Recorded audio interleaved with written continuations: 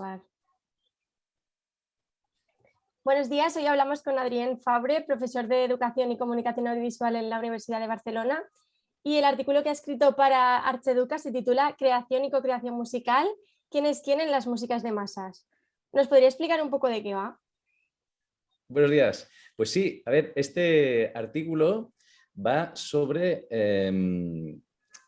la capacidad simbólica y el contenido creativo que hay en el hecho de grabar música. Es decir, siempre se atribuye la parte creativa a lo que es la composición, y en este artículo se habla un poquito de cómo el hecho de grabar, todos los procesos de manipulación sonora que se dan durante una grabación, tienen también su peso creativo y su incidencia sobre la percepción de las músicas que se escuchan después.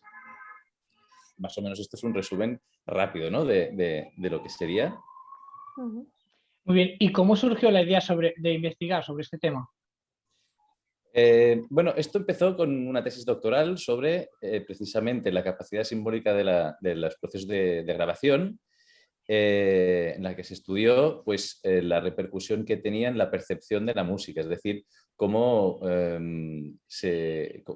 nos puede afectar desde un punto de vista de percepción un tipo de grabación o otro tipo de grabación, un tipo de procesado de sonido, y como que hay música más allá de la escritura musical. Entonces todo surge de aquí y poco a poco se ha ido ampliando, ¿no? Y en este caso, pues en este artículo se habla ya de la figura del creador, ¿no? Que en un proceso como una grabación musical en la que intervienen muchos agentes, como el productor, los técnicos, los compositores, los intérpretes, pues ¿quién al final se puede decir que el único autor es el compositor o hay más compositores, ¿no? Hay una co-creación aquí.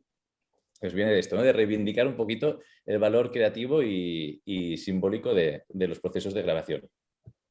¿Y cómo podríamos definir la música de masas?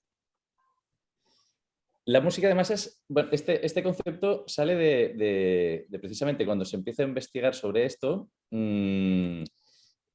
la hora de etiquetar o de catalogar las músicas es siempre un poco complicado, porque las etiquetas son muy polémicas o son poco precisas. Entonces, en un principio, como el estudio se hacía sobre la percepción en adolescentes, pues empezamos a hablar de músicas populares urbanas, pero es un concepto que pues, es muy polémico, hay muy poco acuerdo respecto a qué entra dentro de las músicas populares urbanas, es demasiado amplio. Entonces, mira, aquí he cogido el libro para la entrevista, es un libro que se llama Philosophie du rock, de Roger Puivet, que aunque se llame Filosofía del rock, es una ontología de los artefactos grabados y las grabaciones en sí.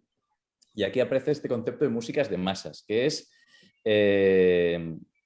como para acotar más, ¿no? Entonces, dentro de lo que entendemos con las músicas populares urbanas, hay un cierto tipo de música, ¿no? Que cumple con dos requisitos. Uno, que entre dentro del sistema de comercialización de las músicas de masas, es decir, que tenga un alcance cuantitativo muy elevado y una distribución masiva, pero al mismo tiempo, claro, con esto podríamos decir, no sé, la grabación de un directo de Bob Dylan sería una de estas músicas, pero no, tiene que tener otro componente, y es que esté constituida como grabación.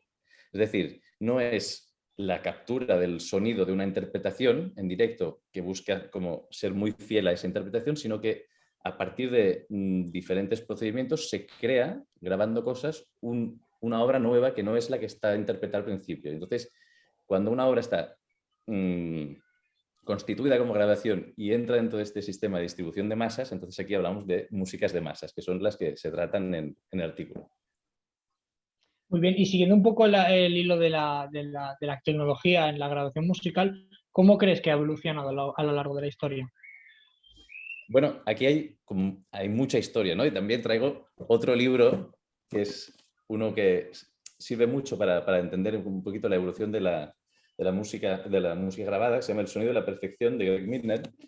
Y aquí se habla de la evolución de las tecnologías de grabación, pero también de cómo éstas han afectado a la manera de hacer música y escuchar música, ¿no? Entonces, resumiendo muy rápido, hay como 4 fases. Empieza con la grabación mecánica, que es con el fonógrafo de Edison, y ya en este momento, o sea, Edison cuando saca el fonógrafo y lo hace público, ya lo presenta como un instrumento musical, no un instrumento para capturar música, sino un instrumento para crear música, que hay una anécdota graciosa que es cuando saca este aparato para promocionarlo, lo que hace es una cosa que se llaman pruebas de tono, que son como demostraciones en teatros en las que se pone en el escenario a un cantante o una cantante y empieza a cantar y de repente deja de mover los labios, pero sigue sonando la voz.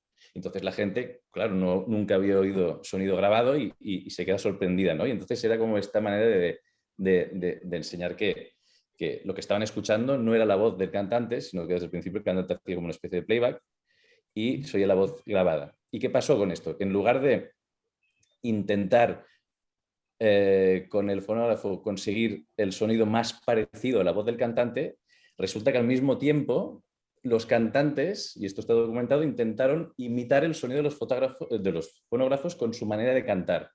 Entonces, aquí hay como, ya se está influyendo en la manera de hacer música, ¿no? Siguiente paso es grabación eléctrica, que es ya cuando tenemos micrófonos. Antes era una bocina, con una especie de cono enorme, delante del cual se ponían los músicos y capturaba lo que había capturado, y eso ya no se podía modificar. Con la grabación eléctrica con micrófonos y amplificadores lo que puedes hacer es modificar la intensidad de cada elemento que grabas. Por ejemplo, una orquesta, pues puedes decidir que una cosa que en la naturaleza es imposible, hacer un instrumento que suene más fuerte que otro, que en la realidad suena más flojo, pues aquí puedes modificar esto. Y en el artículo pues hablo de un testimonio de Stokowski, que se le conoce sobre todo por la banda sonora de Fantasía, pero era un compositor muy prolífero, y él habla de cómo este tipo de tecnología le permite hacer realidad una música que era imposible antes, ¿no? De hacer unas sonoridades que no existen en la realidad. A ver, que si no esto va a ser muy largo. Luego hay grabación magnética, que todo esto que se hacía grabado en un soporte como estático, como un disco, por ejemplo, o un cilindro, pasa a hacerse sobre una cinta magnética que permite, pues esa cinta la puedes cortar y volver a enganchar. Entonces lo que has grabado se puede modificar. Si te has equivocado puedes rectificar. Si la cinta magnética también permite grabar varias pistas a la vez y por separado, es decir, yo puedo grabar ahora un instrumento y mañana otro y juntarlo, porque lo grabo en la misma cinta en diferentes pistas. Y esto, claro, elimina la realidad totalmente. O sea, ya no hace falta que los músicos toquen del tirón, no hace falta que los músicos estén juntos. Realmente aquí se crea una música imposible en la realidad, pero que se posibilita con la tecnología. Y al siguiente paso es la digital, la tecnología digital, que amplía todo esto hasta que no hay límites. Ya no, ahora mismo podemos grabar, regrabar, reordenar, sumar, modificar sin límites, porque realmente todo está en el entorno digital. Entonces, claro, esta manera nueva de hacer música afecta, por supuesto, a las creaciones musicales y también a la manera de escuchar. Pues esto ya como es como otra historia, ¿no? La historia de la reproducción de sonido. Pero sí, más o menos un resumen rápido iría por aquí.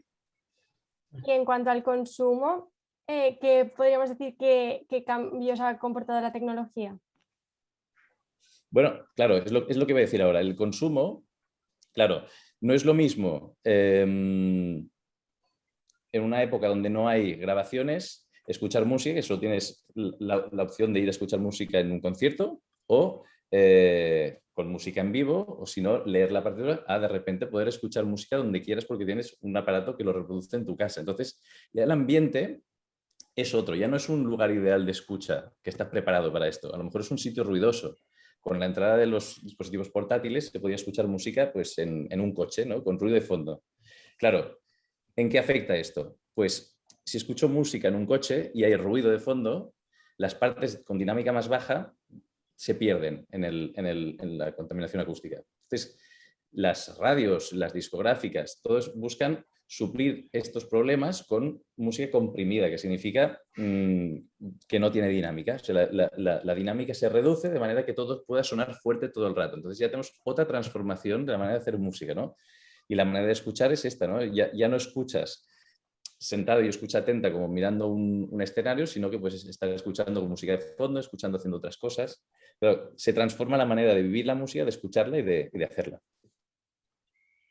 Muy bien. ¿Y por qué crees que ha cambiado, o sea, ha habido un cambio, mejor dicho, en la interpretación emocional del intérprete al oyente? O sea, es decir, ¿qué papel tienen estos sujetos en en la interpretación de la música.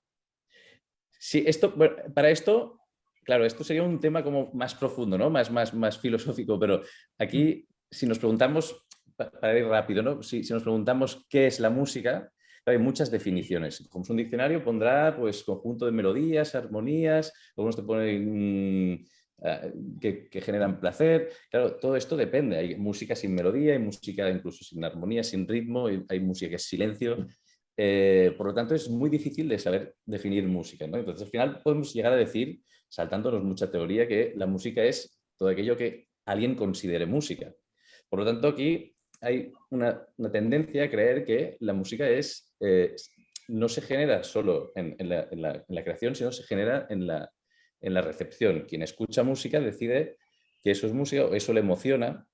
Y eso le emociona porque lo ha escuchado antes y lo relaciona con otras cosas que han ido construyendo como códigos de percepción. Es decir, un ejemplo fácil sería por qué un acorde mayor lo asociamos a alegría y un acorde menor lo asociamos a tristeza. Pues a lo mejor es porque lo hemos visto en muchas películas usado con escenas de alegría o muchas películas usado en escena de tristeza. Entonces eso va estableciendo una costumbre auditiva y hace que en nuestra recepción de la música, pues nosotros nos emocionamos de una manera porque lo venimos escuchando desde hace tiempo, ¿no? O sea, la frase, la música es universal, un lenguaje universal, no es verdad, ¿no? Porque cada cultura, cada costumbre interpreta la música de una manera muy distinta, en función de sus códigos de percepción. Y aquí el sonido otra vez, claro, si venimos consumiendo música grabada desde ya hace décadas, claro, se han establecido códigos de percepción, ciertas configuraciones de ecualización, de compresión, de distorsión. Todo esto nos emociona de una manera u otra porque lo hemos ido asociando